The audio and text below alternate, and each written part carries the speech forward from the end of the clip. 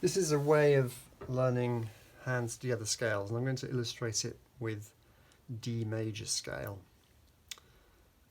D major has two black keys, it's F sharp and C sharp, and we're going to do a 2-octave scale.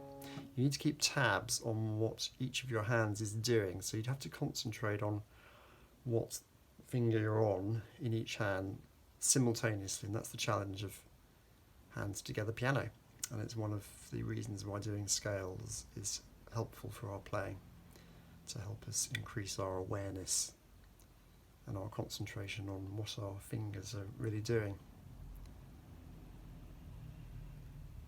This is the standard fingering for scales. It applies to C, D, E, G and A, majors and both minors. That's 15 scales in total. Third fingers always go together.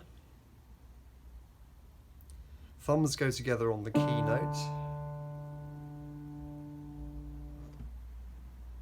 Fourth finger only ever plays one note in the octave, so left hand D major, that's going to be E, and for right hand it's going to be C sharp. So the fourth finger is always next to the keynote, C sharp for right hand, fourth finger for left hand.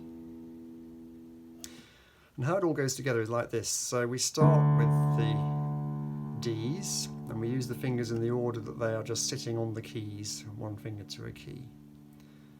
So then we have our fourth finger left hand next to the keynote D. Our third fingers together note is now F sharp. And we're then going to have thumb and second finger alternating between the hands. Right hand tucks under. And then we just carry on with the fingers as they are. Now left hand turn to come over, and we have third fingers together again on B. We carry on with the fingers as they are. And here, right hand needs to tuck the thumb under, the thumbs together on D. And that whole pattern then repeats. So we have left hand over 4, third fingers together, fingers 1 and 2 in the middle of the octave in alternation. Now left hand comes over 3, it's not 4 because 4 only plays E next to the keynote.